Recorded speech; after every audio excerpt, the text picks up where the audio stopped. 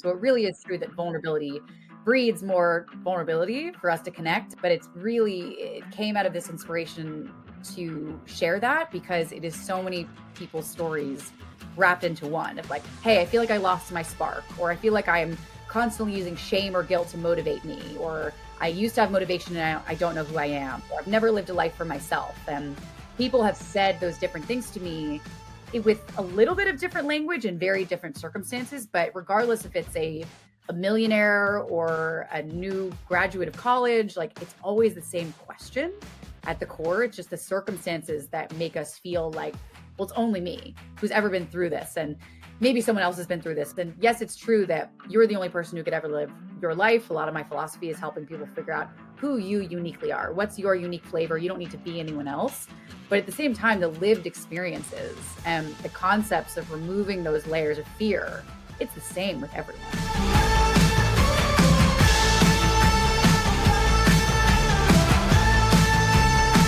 Hello and welcome to Tuesdays with Morrisey, where we share insights from great thinkers. Today I'm excited to be joined by Lilli Zinaman, a mental performance coach based in Austin, Texas. Lilli, thanks for coming on the show. Thanks for having me. Excited to be here. Yeah, I'm excited to have a conversation about leadership and reconnecting with our intuition. But before we do that, the concept of a mental performance coach was new to me. It intuitively makes some sense, but how do you describe it? Sure. So yeah, for some context, because there are a lot of different types of performance coaches out there, both within sports, within investing, within leadership, entrepreneurship. My sort of flavor of mental performance coaching actually stemmed from a background in life coaching. I've been coaching for the last 5 or so years and began with life coaching, helping people figure out what it was that they want for their future and how to go get that essentially and have really powerful forward momentum. And when they would come to me, it would sort of be a question of, okay, what do I want to do next? And that inevitably turned into a question of, okay, well, who am I? And as we figured that out, it became more and more clear what their values were, what their innate strengths were, what really fulfilled them, what their purpose was, and how to move forward. But the thing was that they could have that information alone, but that alone not paired with a real understanding of what the protective mechanisms, the fear-based ways of thinking, the subconscious blocks that got in their way of actually going to do and accomplish and, build that thing was really huge. So, as we've talked about many times, there's these sort of fear-based modes of operating. And as I moved to Austin and got more looped into the communities of entrepreneurship or community of entrepreneurs here, and just the really incredible business and executive community here, it really became clear that it wasn't a skill that was just meant for people trying to figure out what was next. It was people building businesses and making really important decisions about the future within this environment of like extreme uncertainty and high risk and high visibility. And in order to make those really grounded decisions about where to take their business and where to take their lives or where to invest their money, it had so much less of just having an idea of what they wanted and who they were, which is still a huge component of it. But what were the actual behavioral patterns, thought patterns that were getting in their way of really confident, intuitive, grounded decision making? So it was more of a long-term partnership. So it sort of naturally ebbed and flowed into from life coaching, although I still do a lot of life coaching, to mental performance coaching, which is really more of a long-term partnership of helping people who are in high pressure, high visibility decision-making roles to deeply connect with their intuition, their sense of, the vision for the future, but also understanding how they may be getting in their own way of seeing things clearly. Yeah, when you talk about high pressure decision making roles, my mind goes to a couple places. First, I think about sports GMs. Their whole career is based on one or two transactions a year, but beyond that, it's everyone is in a high pressure decision making role in some capacity because we only have so many pivot points. So one thing I've seen and try to encourage people to do is like, all right, we only have so many pivot points. You don't really choose much before you're 18. You got some say. Hopefully you have some good parents that usher you. You get to choose where you go to school. You somewhat get to choose what you study. You get to choose what you live after school. But then you have a finite amount of changes. like who you choose to partner with from like a relationship and family building standpoint. Like moving cities, you get a couple chances. Moving careers, you get a couple chances.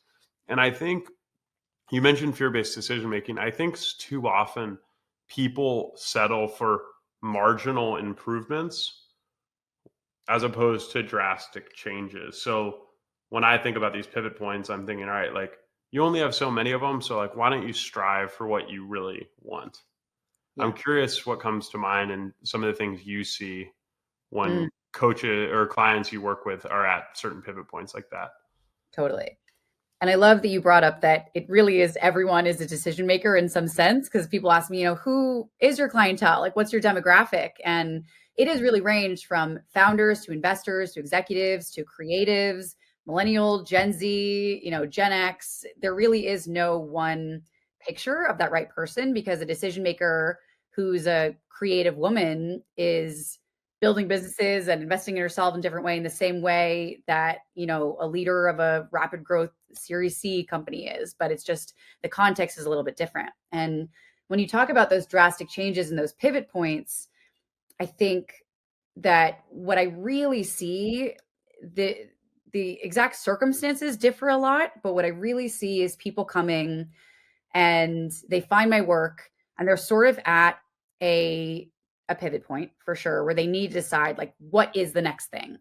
And sometimes maybe it's like, oh, I just have no idea. But sometimes, most of the time, it's they have endless options, or like, I could do this and I'm good at this and I could go into sales, but then again, I could go into strategy. But if I don't do that, then I miss this opportunity. And it's like absolute paralysis of being able to make that choice. And again, it's not that that's where the first area that we sort of talked about of like, what is your zone of genius? Which one would fit? People go so deeply into over analyzing themselves about what is the right next thing and how do I do this thing and what is the perfect fit? How do I make the right choice? And really, any of those could lead down a wonderful path. But if you're making it from a fear based place of like, I need to make this choice and end up here in order to be worthy or in order to feel safe, then it just becomes an endless paralysis of depending on external circumstances to find your sense of safety and worth. So, in those major decision making points, I mean, it's true that we can sort of pivot and react. We could start a million different chapters if we wanted to. But I think when you have a really grounded sense of who you are and how to make decisions from a deeply intuitive and self trusting place, um, those pivots don't feel like this all or nothing, black and white. It has to be perfect. I have to nail it type situation. It's more so just a very intuitive guidance of what is the right next step for me. And you don't need to compare to anyone else. You don't need to go into the shoulds of life. Like, you just understand that. So it takes both the understanding of who you are and how to remove the layers of fear that prevent you from feeling safe in taking that route. So interesting. Like, I don't feel like this is something that like, I mean, I'm certainly in plenty of conversations about this sort of stuff, but like, do you find that a lot of people feel like it's only them that Oh, are every struggling with this, but it's much more universal? It's everything. It's everyone. I mean, it's Yeah. really, really interesting. Even I just had a call with a client yesterday who, in realizing these things and sharing these things aloud, and as they got to know themselves better, they started putting more of that information that they learned about themselves into the world. And it was like it just sparked all these conversations. So it really is true that vulnerability breeds more vulnerability for us to connect. And I even started a series where, because I've experienced so many people at this point who all come to me with different circumstances and similar questions, but the exact same sort of pain points, and everyone's so similar, I started crafting those stories into almost like an advice column formatted way of engaging, where I say, hey, this is a letter from really what is a mesh of people who have the same problems writing to me, and this is how I would respond. But it came out of this inspiration to share that, because it is so many people's stories wrapped into one of like, hey, I feel like I lost my spark, or I feel like I'm constantly using shame or guilt to motivate me, or I used to have motivation and I don't know who I am, or I've never lived a life for myself. And people have said those different things to me with a little bit of different language and very different circumstances. But regardless if it's a millionaire or a new graduate of college, like, it's always the same question. at the core. It's just the circumstances that make us feel like, well, it's only me who's ever been through this. And maybe someone else has been through this, but they haven't, experienced. And yes, it's true that you're the only person who could ever live your life. A lot of my philosophy is helping people figure out who you uniquely are. What's your unique flavor? You don't need to be anyone else. But at the same time, the lived experiences and the concepts of removing those layers of fear, it's the same with everyone. Yeah. When you talk about stories, I'm reminded of two prior conversations I had on this show. One was a guy named Dean Moshevitz, who wrote a really great book about Pixar storytelling. And when he was on the show, he was like, we don't live in the world, we live in our stories of the world. And if you listen to people's stories when they're telling you, really the understory is generally, them trying to validate that they're doing the right things. I think that is what a lot of people are searching for. So I want to talk a little bit about the concept of clarity and the path to get clarity, because, if you look at movies or social media and stuff, it seems like the playbook to get clarity is this. Get a really high paying job, do that for 6 to 10 years, quit, crash, move to Bali, come back.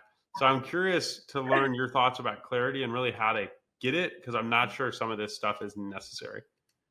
100%. And it's funny you say that. It reminds me of a very early concept and sort of framework that my coaching was built around. It's this idea of a first and a second mountain in life. And the first mountain, and it was really inspired by a book by David Brooks called The Love First him. Mountain. He's Sorry, my favorite.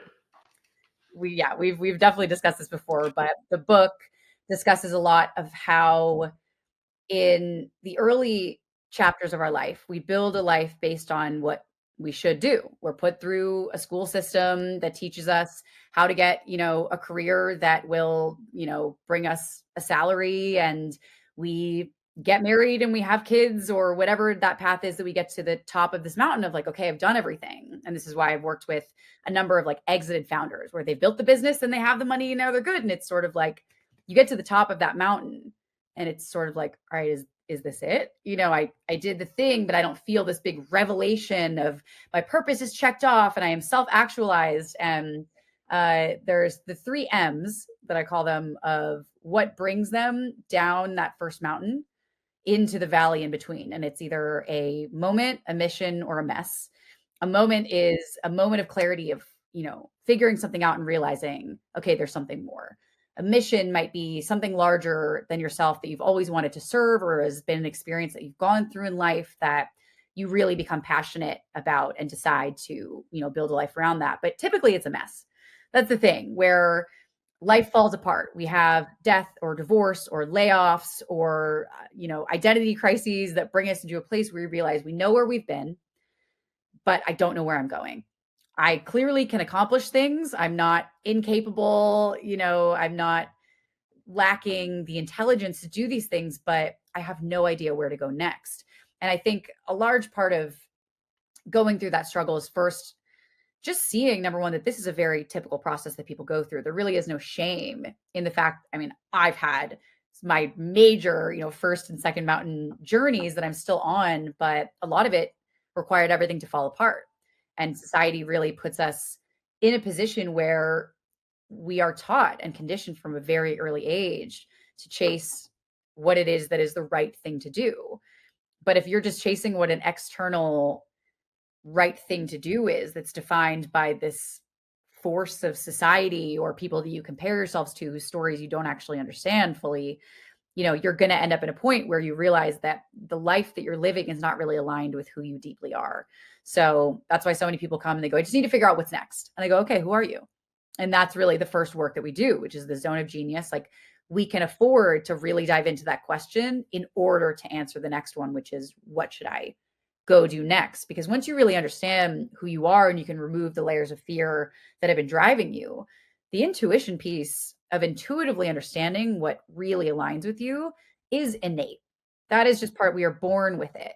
It's not a tool that you need to teach people necessarily how to use. Innate, intuition is just innately part of who we are, but it's the deconditioning of those layers of fear that prevent them from feeling safe enough and grounded enough in their own trust in themselves to take that. So I think, yeah, just to go back to your point of clarity, often it takes things falling apart.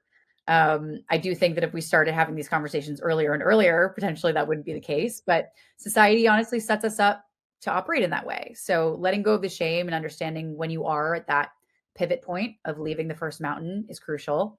And then both having the conversations with yourself or the coach or whoever it is about who am I, but also who am I not? And how, in any moment, do I make a decision that is aligned with the former versus the avoidance of pain or failure or judgment that has gotten me to the top of a mountain that I don't even want to be climbing anymore? A couple things about David Brooks that I really like. I mean, he's just so intellectually honest Yeah. about how he's wrestling and struggling with a lot of these things. He wrote a book that I read before Second Mountain called The Road to Character.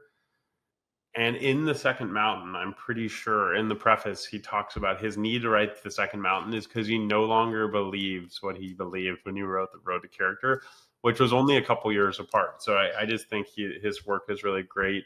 When I hear you talk about the messes, a couple things stand out. Dr. Corey Keyes is at Emory. He just retired. He was one of the leading researchers on human flourishing. And he's like, we got mental health all wrong. People need to break down. Like people think like we need to shift our relationship to adverse feelings because they're signs and signals that something needs to change, which is really good. The conscious leadership group has a formula called the change formula. And it's something like it's like one minus satisfaction or a strong vision or dissatisfaction plus first steps equals change or something. So like there's a coefficient that equals one between vision and dissatisfaction. And Diana Chapman would say most people choose dissatisfaction because it's a more powerful motivator for most people.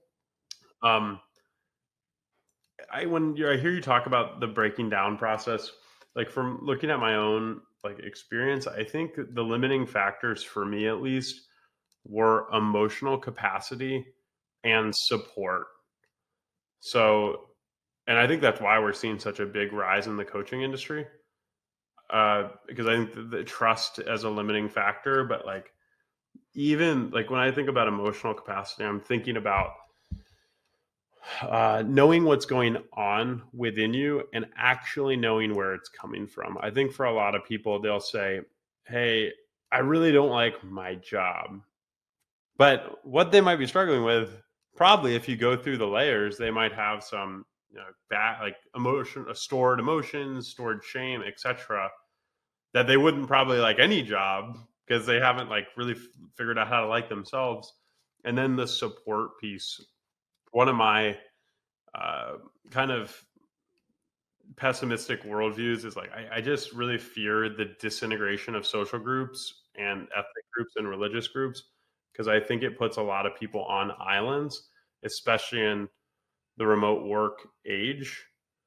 Uh, and I think there's a cost of living component too. Like my grandparents lived on the same streets as their siblings and stuff.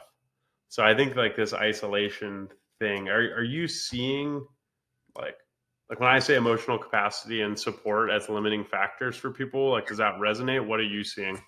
Oh, that's at the heart of, all of the work and really what my work with leaders and founders has moved into this idea of emotional agility, of understanding what is actually going on within us and how is that coloring the lens through which we make decisions about our lives and our businesses. Um, and, I'm really inspired by the work of a coach whose name is Denise Scholl. She's a performance coach and sort of risk strategy consultant, specifically with like Olympic athletes and hedge fund managers who are operating in these worlds of deep uncertainty. And it's funny, when I found her work, it felt like someone was saying the things that I had just discovered for myself. So it really aligned. But in her work, there is such a reverence for the feeling brain because we work, and this is what I found, with deeply analytical people who have been rewarded and validated for their ability especially in their left brain, to build a business and make decisions, and do these things. But then they get to decision making about a endlessly uncertain future, whether that be because of technological advances in AI, or just because of the fact they're building a business and moving into a space and taking risks where they actually do not know what is next. And there is a lot on the line. Suddenly they have a board to report to, or people that are waiting on a paycheck for them, or customers that are depending on them, and so many external factors that bring this level of fear and external focus to the forefront versus their actual intuition. And again, it's really understanding your emotions so that we can have a new relationship with them and understand the data that is in our emotions. I think there's this message that I've gotten since I was young that emotions have no place in business. This is a decision that is not an emotional one, it is logical. But there's always an emotion associated with a decision. Like it is, early science from neuroscientists or that looked into decision making found that those that damaged the logical parts of their brains actually had no difficulty making good decisions. But it was those that damaged the parts that had to do with emotions that could not make decisions. They would endlessly analyze.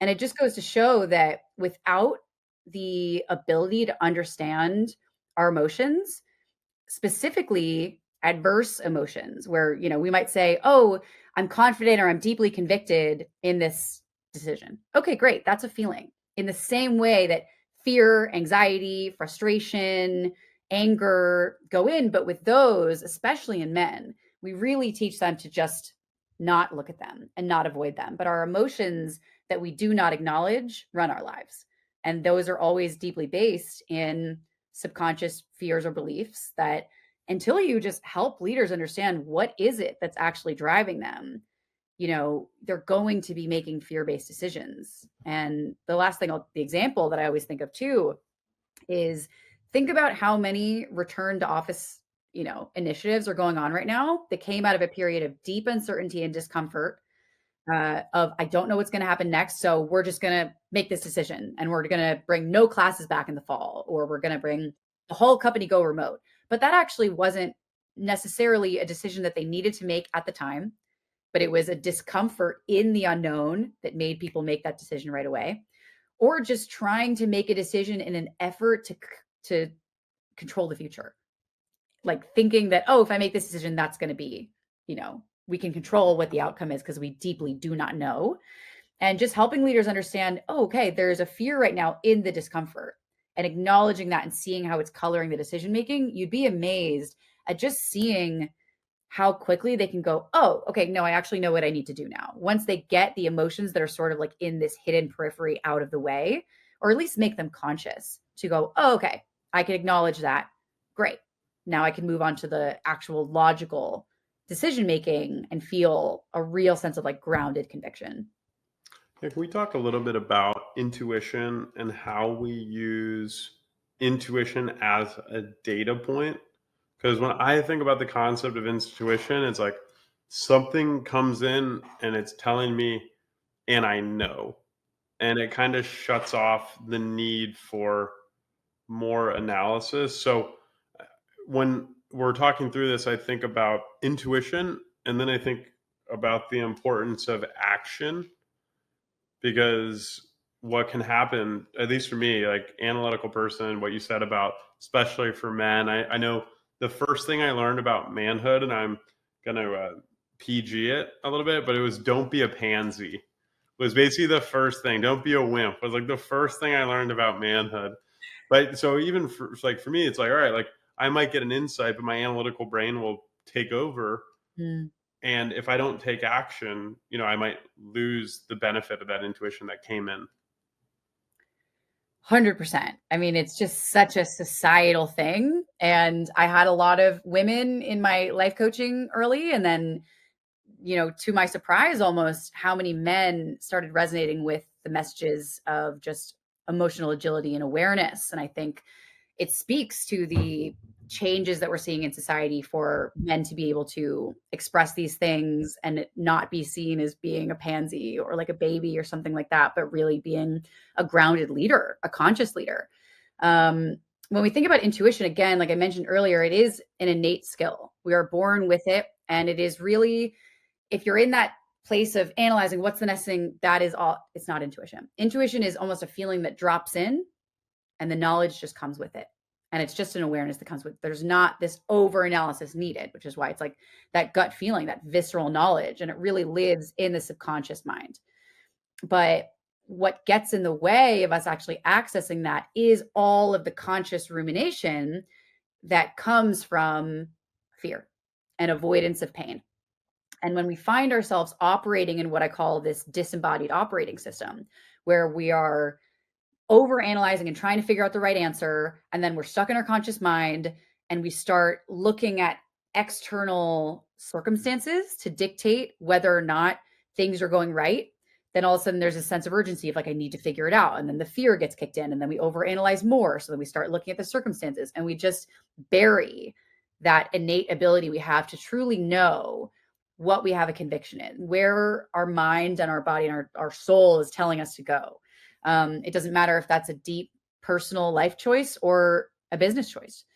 But when we find ourselves in that endless rumination or indecision, perfectionism, people pleasing, inner critic, any of these parts of us that are keeping us in our mind, it really blocks off what is that visceral, like, knowledge that is stored within our subconscious mind. So to help people access that more really is going back to the emotional agility part, giving them a relationship to their emotions that has the same reverence as it does for actual analytical data.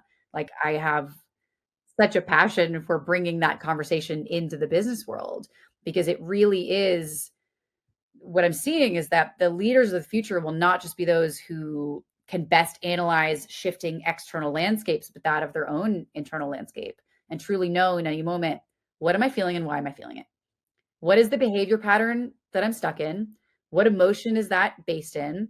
And then potentially, what even subconscious belief about myself, about the world, about business, about my own worth am I operating out of? And as soon as you can give people that awareness, it gives them the breathing room to then separate from it and go, okay, outside of that, how do I then reconnect to deeply where I'm being called to go, or even to slow down as a first step in order to reconnect with that? Because our pace is just nonstop these days, especially when you're in uncertain, uncomfortable situations. So, yeah, that's how I start to think about how do I reconnect leaders who are in these highly visible, high risk, high performing roles back to, you know, the innate skills that they possess and what will make them an incredible leader going into a very uncertain future.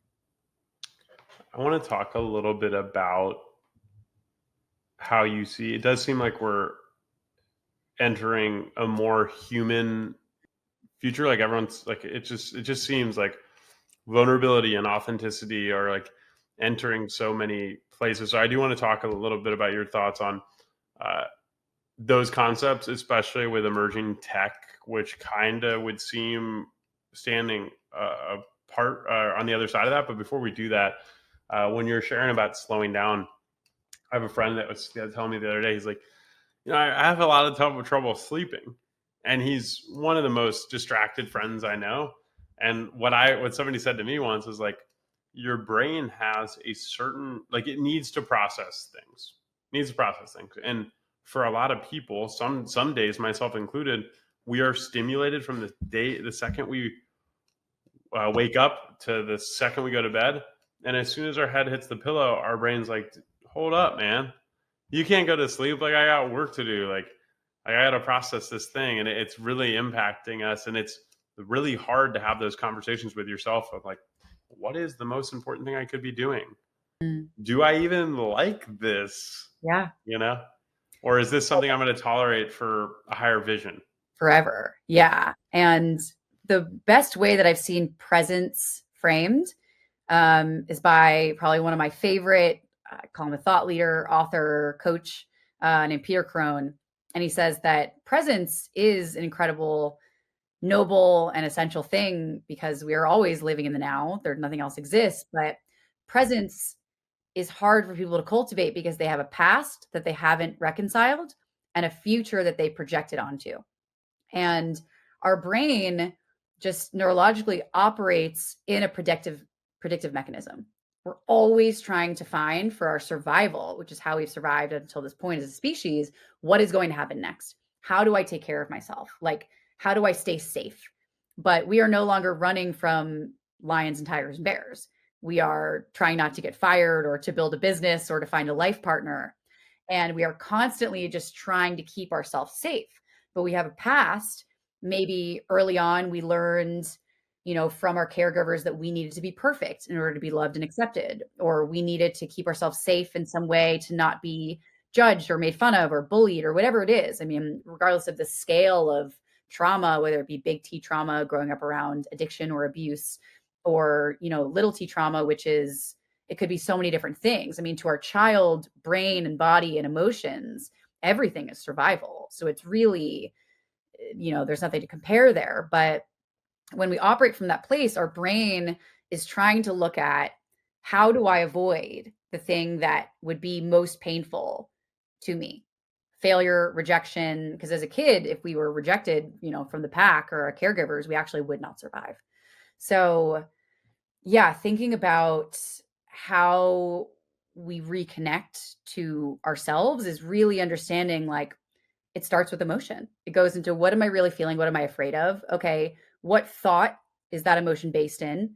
And what belief does that thought come from? All of which are subconscious. And again, they really drive our lives, but helping people understand that what's called the belief result loop, which is like, our beliefs inform our thoughts and feelings, which then inform our actions and our results. And then our results just feed back into our subconscious beliefs. So knowing, what do I feel and why am I feeling it? What is that based in, is really the origin of how to go back to grounded decisions in who you are and feeling safe making a choice amidst a very uncertain future. Can we talk a little bit about my favorite chart? You know it, The of zone of course. genius, self-concept, and strategic action plan, because I think a lot of people will find up or Mm, end up within two of three of them, but not all three. So I'm curious to learn what we need to know about zones of genius, self-concepts, and strategic action plans, and where people find themselves. absolutely. So the diagram we're referencing, call it a, for visualizing for the audience, is a 3-circle Venn diagram. And this diagram came out of my explanation of what the solution that I offer to my clients is. And the 3 circles of the Venn diagram, the first is zone of genius, the second is self-concept, and the third is actionable accountability. The first, zone of genius, which we've talked about a little bit so far, is this idea of, what is my zone of genius? And I know that you've had conversations about zone of genius on the podcast before, but in my world, it's really helping people get a sense of, what are their values? How do they tap into their flow state? What is their purpose? What are their innate strengths? Like, who are they as a person? Even how has your life up until this point crafted you into the person that you are? And then how do we take that, because I come from a strong talent acquisition background, into like a personal branding lens of, how does your experience and who you are as a person like put you in a place to be the absolute best at whatever it is that you choose to do? Because no one has lived your life. No one can do it in the way that you've done, even if it's been done 100 times before or 1,000,000 times before. So that is the first zone of genius area where I think people come to me often, and that's what they think they need, is just understanding, okay, this is what I'm good at. This is what I should do in the next job, or should I take this position, invest in this company, or whatever. But the second is self-concept, which is so much of what we've been talking about. But what is your concept of who you are? What are your actual beliefs about yourself? Because if we don't have a foundationally whole concept of ourselves, we feel as though we are lacking within ourselves, then we are going to go into what are called these compensation patterns of, how do I compensate for the fact that I am imperfect innately as a person, which is not true, but we are taught from an early age. We are going to try and be perfect, because if I'm perfect, then I'll never get rejected and I'll never, fail. I will people please the people around me so that, everyone will stay happy and I can control the circumstances and I'll be accepted and loved.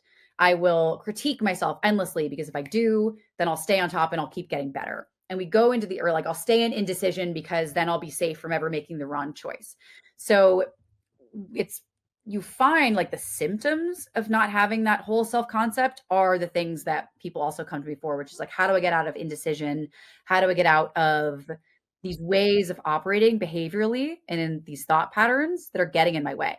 And it really comes down to like your concept of yourself and really helping them find freedom, honestly, within themselves, which is there's nothing to prove, there's nothing to be. Who I am as a person innately is great, is enough. So that when they really get to that full understanding and deep connection to the wholeness of who they are authentically, there is no need for protective mechanisms like the perfectionism indecision. So that's a really huge part of what the work is. And then the third circle is actionable accountability. That's really where coaching goes into the forward momentum aspect and the accountability partnership that I have within clients of like, how do we craft a vision? How do we set goals? How do I hold you accountable? How do we break those down into actionable things so it doesn't feel like, okay, I decided I want to solve this huge problem in the world. Like, where do I start? Because then we're just going to go back into it. So, yeah, those three elements together at that sort of center of the Venn diagram is really where my work lives. And the degree to which we lean into each of these categories will differ by person. But I really find that over 3, 6, 12 months that I'm working with someone, regardless of, or depending on the circumstances, we go into all of it. It's all necessary. And without one of those circles, I find that we don't necessarily we will always make progress if you focus on just one of them, but all three of them is really where the true lasting transformation comes, where you finish this coaching and you understand enough about yourself that, you understand how to craft that second mountain of your life in a way that is truly aligned to who you are and not driven by conditioned fears from our past. And on that strategic action plan, is that like typically like how much is on that list? Is it like for some people, is it like, hey, for now, we are just gonna try to focus on slowing down? Yeah. Or is it like because the analytical mind will sometimes be like, all right, like I got these 50 things, I'm gonna knock them out. So Yeah. I'm curious on that strategic action plan piece because we haven't talked as much about that. Sure. So I would say it depends on the person, but I think on a week to week basis, the way that I structure my coaching is in a way where we have long term goals and we clearly craft what those are and our intentions for working together. And then as a coach, I get to keep a high level view on our progress, like across the months that we work together. So those are always being moved forward. And that's my job to make sure that we are making progress on those. But what I find is that people come to me and they have such, it feels so black and white, so big that like they can't take action. So really breaking it down into like, okay, in this next week, what is it that you want to do? What's your intention? Do you want me to hold you accountable to certain things? Um, but often it's more so just having a partner to help break those things down and figure out what is it that I actually need to do? What do I really need to work on? And it's not necessarily like, okay, I need to go and finish these 4 proposals, because in the end, I don't necessarily think, or I've learned that the people that just want someone to tell them what to do, those aren't really my ideal clients, because there's a level of depth and deep understanding to ourselves that there's a million coaches out there who can just keep you accountable to a plan. But we're really focusing on the first two, the zone of genius, who you are, and the self-concept of what's getting in the way. And then that part just innately sort of shows itself towards the end of the session, where we go, okay, what is it that we really want to work on? What do you want me to hold you accountable to? Sometimes it's inner work, it's exploration, it's taking the mindset shift that we have realized and learning to act in a new way and just flex a new muscle. And sometimes it's something where they realized, okay, this really matters to me and I want to do it. Great. Okay, then let me be a partner to you in ensuring it. But it's never with me going to be, okay, I need to do these 10 things. And I just see someone to tell me what to do and how to do them. I go, I believe innate, like just deeply in the resourcefulness of the client. That is a International Coaching Federation sort of principle that from the day you get trained properly and certified as a coach is baked into your belief. Like there's a aspect of the client coach relationship that is different than that of a mentor or a teacher or a therapist. And that it really is a partnership of equals. You are the expert in your life. I always say, like, imagine us walking through a dark forest together, and I'm holding the lamp so that you can see things that you couldn't have necessarily seen by yourself, but you're telling me where to go. You're telling me the direction.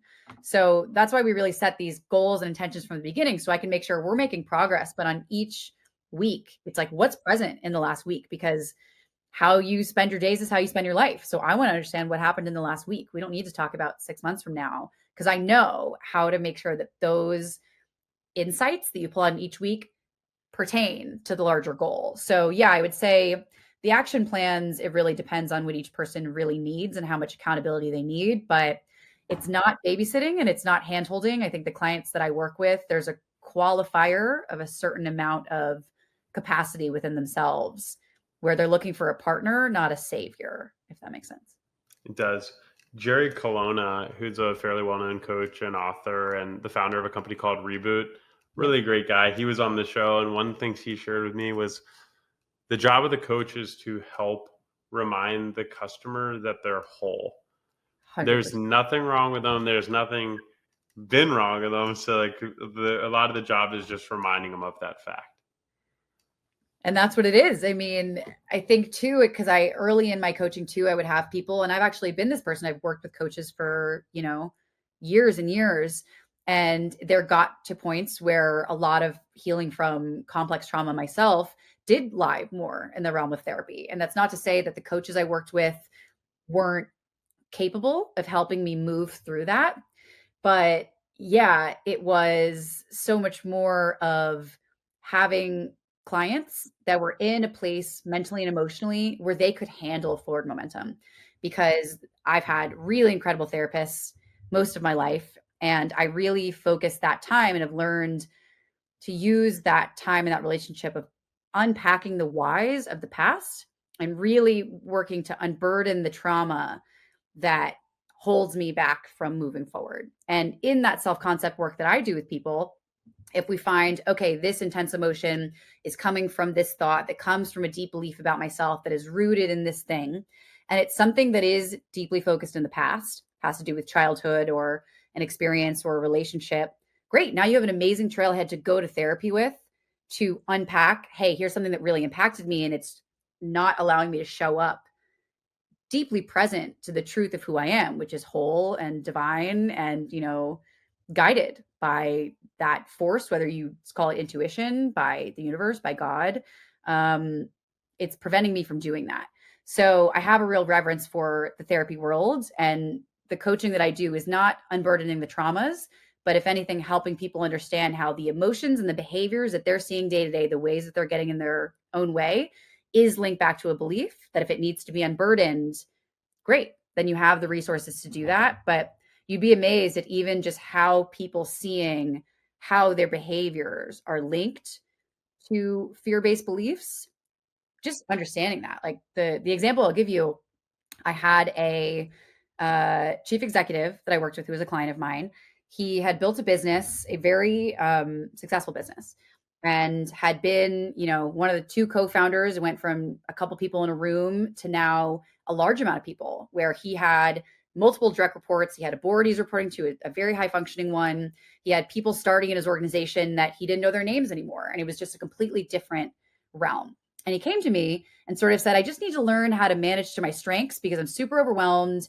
I have a to-do list that is never ending. And I don't know, I'm not sleeping anymore. I'm not taking care of myself. And it's sort of just like, well, just tell me what I'm good at so that I can go, do that instead. And I go, okay, I really want to dive into the delegation piece of this, because number one, do you have the resources to delegate if you needed to get this stuff off your plate? And it's like, yeah, of course, I have a great team. Okay, so let me ask you, why is it that you retain a lot of these if it does feel like it's too much for you to do? And his initial response is, well, I've always been a founder that really valued hard work and staying in the mud with my people and staying involved. And we go, great. I want you to envision it almost as like a meter or a scale, where you're on the value-driven side of it, where if that's your answer, great. Then that would dictate, how involved you stay. But now there's like a maladaptive element to it where you're not sleeping, you're not taking care of yourself. Your life is taking a hit. And that tells me that you're on the fear-based side of the scale, which is that there is a fear driving you to operate in this way, even though it is not serving you. It feels as though it needs to operate this way in order to stay safe. I go, so let me ask you, what is the fear in delegating? And he really had to think about it. And he said, I think that there's a shame in delegating, because if I delegate, then I lose my ability to prove my worth to the organization. Meanwhile, keep in mind, he brought in millions of dollars of funding the week before, was getting awards very publicly. Like there is no, the business is doing incredibly. There is no lack of evidence, but we will see what we believe. And if we believe that we need to prove our worth externally in order to stay safe, there's never going to be an amount of validation or evidence that will actually make us feel as though we are safe and validated. We will always be chasing more. So once we realized that, it allowed him to go, oh, okay, wait, I know what I need to do. Like I know, and started working more collaboratively with his team to take those things off of his plate, because it wasn't being driven by this fear of I am not enough. It was being driven by this fear of I want to lean into my strengths and I want to allow other people to do the same. I love that story, and it's a reminder of how often we fall into this concept I call silver bullet thinking. Is this idea is like, sometimes we think we know exactly what we want or need, and if only we could get that thing, then everything would be different. But as we talked about throughout this conversation, that's rarely the case. Totally. If we are living out of a subconscious belief in our own brokenness or our own need for something outside of ourselves to be safe and whole and accepted and loved, then there will never be enough external validation. That's why, again, you see people reach the top of that first mountain and they've made millions, if not far more than that, but they're just not, there's something missing. And it's like, I think that it's nice to have those things, but if you're depending on them to feel like you are whole, like you are enough, like there's nothing to prove, there's no one to compare yourself to, then you're always going to be chasing what is the next thing that makes me feel safe, rather than living a life from the inside out of like, I know that I am innately safe and accepted and loved and whole. Okay, from that place, who am I? What do I get to do? Let me go into the zone of genius. But yeah, the zone of genius alone, without really understanding and having a full grounded self-concept, it's like you're in this push and pull of like, okay, I'm going to do it. No, I can't. Okay, I'm going to do it. No, I can't. And just fear and doubt swinging you back and forth. And that's where people really start to shame themselves and feel like, thinking about doing these things, but I don't actually do them. And I'm just innately broken. And it's like, no, we just need to understand what is the very brilliant survival pattern that your brain has developed in order to keep you safe. Like, it's not anything to be ashamed of. It's just understanding what is your flavor of how you stayed safe psychologically from an early age up until now. And how do we move forward in a different way? For folks that are looking to keep up with you and the work you do, what's the best way for people to do that? I would say Instagram and LinkedIn are the two socials I post most on. Lilli, Lilli.Zin is my Instagram, and Lilli Zinaman on LinkedIn. I try and share my posts equally across there, but they are more than welcome to follow along, keep in touch, send me a message. I stay really engaged with my audience. So really excited to chat with anyone who would be interested in learning more. You've been so generous with your time today. We'll have links to all of those in the show notes. Thanks so much for coming on the show. Of course. Thanks for having me. This was great. Thanks. Thank you for listening to Tuesdays with Morrisey. That conversation was with Lilli Zinaman, a mental performance coach based in Austin, Texas. What I enjoyed about the episode is Lilli's emphasis on emotional agility and how better understanding who we are and our emotions can help us live more intuitive and fulfilled lives. If you enjoyed the show, share it with a friend, and we'll see you here soon. Thanks.